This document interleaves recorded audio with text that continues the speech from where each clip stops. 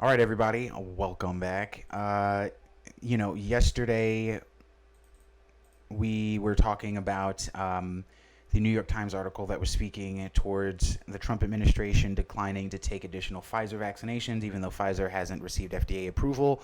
They just recently pled out, I should say, to a $21 billion lawsuit taking responsibility for the opioid epidemic. That is to say that they acknowledged, a concerted effort to make sure that we were all drugged up. Johnson & Johnson and a few other companies were a part of that lawsuit as well.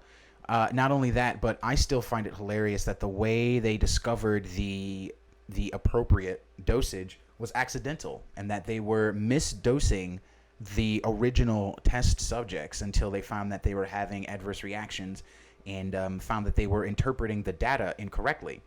So now we fast forward, and mind you, given all that's happened, back in September, we found, this is an interesting thing too, but back in September, we found that 65% of U.S. voters would be skeptical of a COVID-19 vaccination via poll, a YouGov poll published by CBS News. All right, so now we fast forward here, and AstraZeneca and Oxford were reluctant to release their trial data, and this is why. AstraZeneca Oxford COVID vaccination has 70% efficacy. Full trial data shows. Newly published data shows 90% efficacy exists only in small group who got half dose first. The Oxford AstraZeneca COVID vaccination has efficacy of 90% in a small group who got a half dose first, but only 62% in the majority. 62%. So this, I think, is part of the reason why the Trump administration was reluctant to really hop on board the Pfizer hope train, especially given, as we read yesterday, they already have enough agreed upon vaccination doses for They have 5 billion doses, which, if it's a 2-dose regimen, is 2.5 billion people. So, I mean, I feel like they're covered. But let's finish this. Newly published in the Lancet is confirmed. The results may create a quandary. It's a quandary whether or not I want to inject this 3/4 effective drug into my body, which will have to decide on how the vaccine should be used if they approve it. Oxford University and its partner, AstraZeneca, are seeking regulatory approval for the much-anticipated vaccine on the basis that it has 70% efficacy after pooling the results from the trials in the UK and Brazil. Something they'll get to as well is that I believe the trials that they were conducting did not take into consideration minorities or those in high-risk groups, that is, the elderly. And this one that says, and this is the thing, this is AstraZeneca we're talking about, but Pfizer apparently says that their vaccination has over 94% effectiveness in those over 65. In Pfizer's defense, they're the first company of the big five, I think. I know it's AstraZeneca, Pfizer, and Moderna. I feel like I'm missing two, but there's 5 companies, and I don't think I've heard of any trial expectations for negative or positive results for the trials in old people, because I don't think any of them are conducting them. So, it's interesting that the one company to come out with any sort of data related to the elderly, which are the highest risk group here, is Pfizer. But it is the individual regulatory bodies in the UK, Europe, and the US will have to decide which dosing regimen is appropriate if they give it the go-ahead.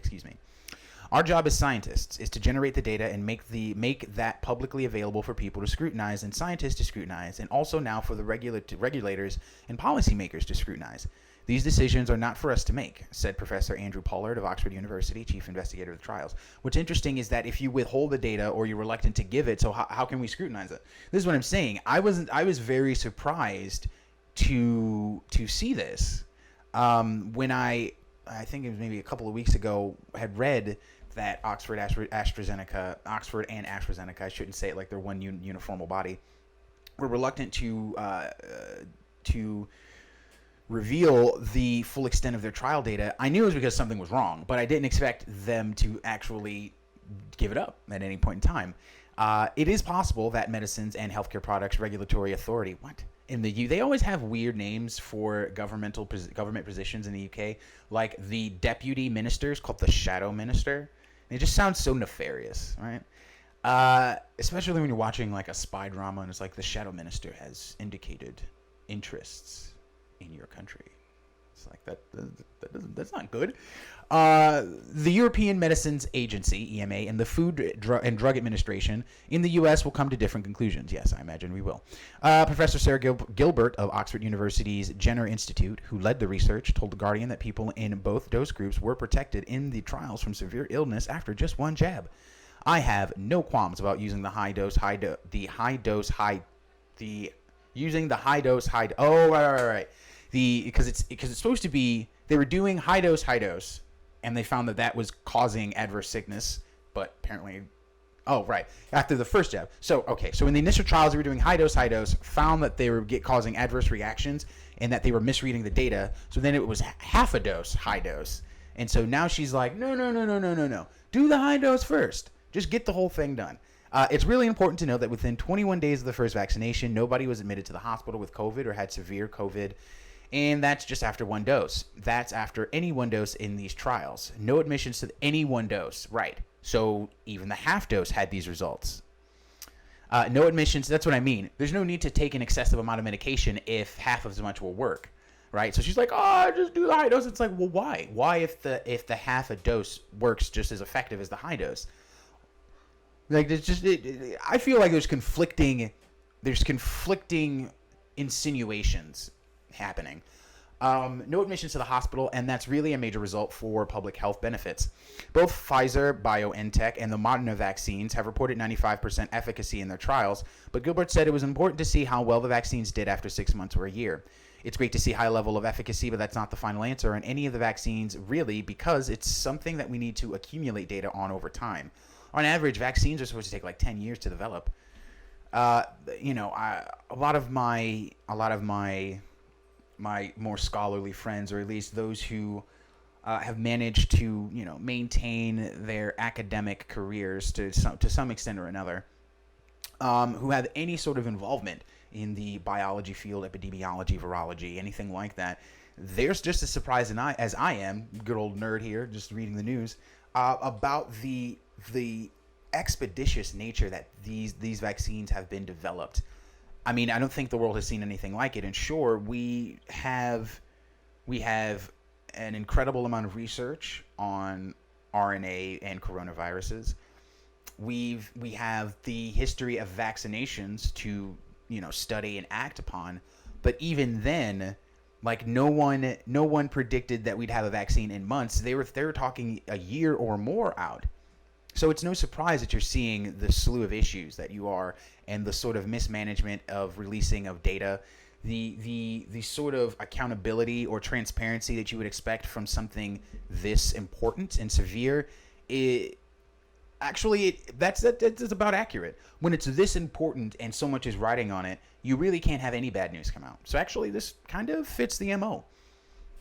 There is no evidence yet on the durability of protection from the other two vaccines, both made with novel mRNA technology, whereas Oxford used an adenovirus vector, a technology that has been shown to provoke a long-term response, she said. We shouldn't get too hung up on comparing these early numbers. I mean, I understand that you need a collection of data, but you have to get hung up on the early numbers if they're speeding up when we're going to take the vaccine, right? They're the ones not giving this any breathing room for semi-obvious reasons. The FDA is unlikely to approve the vaccine as quickly as the UK and Europe. It has also expressed concerns about the limited ethnicity data in the trials and the absence of older people at higher risk, as most participants were under 55. A large trial in which 20% are older people, a large trial in which 20% are older people, and there is greater ethnic representation is being conducted in the United States. We will be submitting the data to the FDA, but our best assumption is that we will need the study readout from the U.S. before we are likely to get approval in the U.S. I don't sound so, defeated by it. It is. I don't understand what it is that they're forcing us to feel the pressure of needing a vaccine. when we're not receiving. Oh, okay. Quick update on the stimulus bill. So Pelosi stalled on the 1.8 billion or trillion dollars before the election. Now that it's after the election and it seems that Trump is going to lose and Biden's going to become president, she's now kowtowing to a $989 billion bill, which is like I think it's 2/3 as. Wait, no. Yeah. It's like a third less, a little over a third, I feel like. Let's see. There's no stimulus. In the stimulus bill, there's no stimulus. There's more PPP. There's more small business stuff. And there's $300, not $6, for unemployment. And I believe overall this is for 6 months. And Nancy Pelosi's whole vector for this is that we have a vaccine. We have a new president. I forget. I think she actually said "God bless" or "God help us," and so she doesn't feel like we will need an extended period of financial assistance. So that's how they've screwed us. But with that being said, there's very little money behind us, right, to support us. As everything shuts down, we lose all our jobs and all of our livelihoods. So with no money to support us and no money ahead of us, a vaccination is the only. It's the saving grace. It's it. Without a vaccine, this goes on indefinitely. So between a rock and a hard place, yeah, people are going to start putting anything into their bodies. We will be submitting the data to the FDA, but our best assumption is that we will. Oh, I read that already. Oxford AstraZeneca's is seen as the most globally important vaccine because it is easy to manufacture and distribute at fridge temperature, whereas the others need zero temp. I think below zero temperature. Which is why they're doing the trials for storage and distribution in hot states like New Mexico and stuff. Because if you can do it in the hot states, you can do it anywhere. Let me see. And the cost is low. AstraZeneca has undertaken to manufacture 3 billion doses and is part of COVAX, the UN program to distribute vaccines to all countries in the world. COVID vaccination. Speaking as the first people in the UK were given the first vaccine to be approved. What kind of sentence? That of Pfizer BioNTech, the chief executive officer of AstraZeneca, Pascal Soriot, said it was important to have several versions. In fact, if you add the capacity, at least the announced capacity of Pfizer, Moderna, and ours, there's still not enough to vaccinate sufficient number of people around the world. Well, if they're doing 2 doses, then I can understand that, right? We need all vaccines, so that's really an important point to keep in mind when people start comparing data across various studies. We need all this capacity. We need all these vaccines to help dealing with the pandemic as quickly as we can. The AstraZeneca vaccine is expected to be the mainstay of the UK vaccination program. The UK has ordered 100 million doses, 4 million are already in the country. The researchers say they agreed with the regulator in advance to pool the results from the different dosing trials after one small subgroup was inadvertently giving a low starting dose. The expectation had been that 2 full doses would work best. Let me read that again. The researchers say they agreed with the regulator in advance to pool the results from the different dosing trials after one small subgroup was inadvertently given a low starting dose. Is that another instance in which oh my God, I hadn't heard about that one. The trial group that I had heard about had been given too much and needed to be anchored down. These guys were given too little. The efficacy data is based on 11,636 volunteers across the UK and Brazil. There were just 2,741 people in the subgroup who received a low first dose, half of whom received the vaccine and half a placebo, but efficacy in that group was 90% compared with 62 among the rest. But the researchers say it makes sense to pool the results. Well, I thought you would do repeated trials, right, to confirm the results. Like the same group does the same trial repeatedly. I can understand I can understand how the process is the same. So presumably, if different groups are using the same process, they should get like similar or the same results. But this is such a sensitive issue that I would say everyone needs to not only cross-check and cross-reference, but do their own error studies to error out their own data.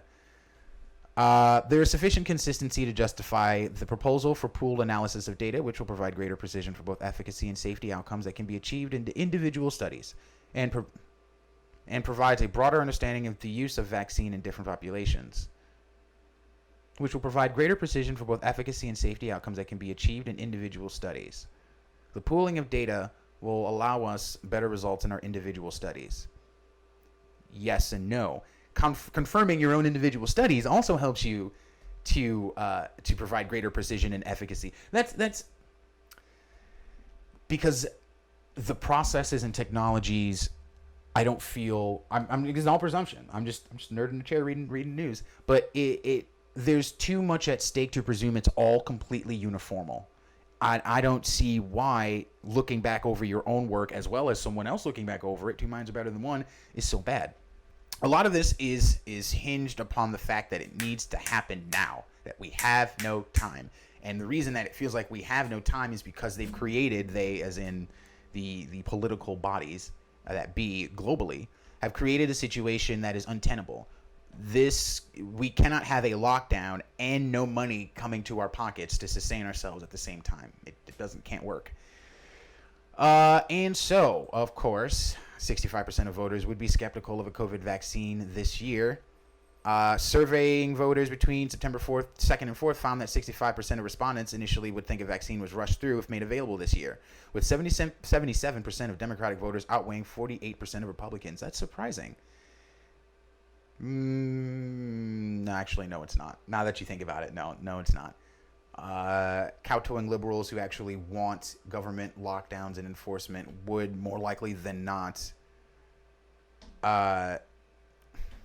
see, and that's the thing. You would think that if they were kowtowing that they would just bend over with it. Why is it, do you think, that Democratic voters who are more likely to cancel something or to support a lockdown would be less likely to take a vaccine?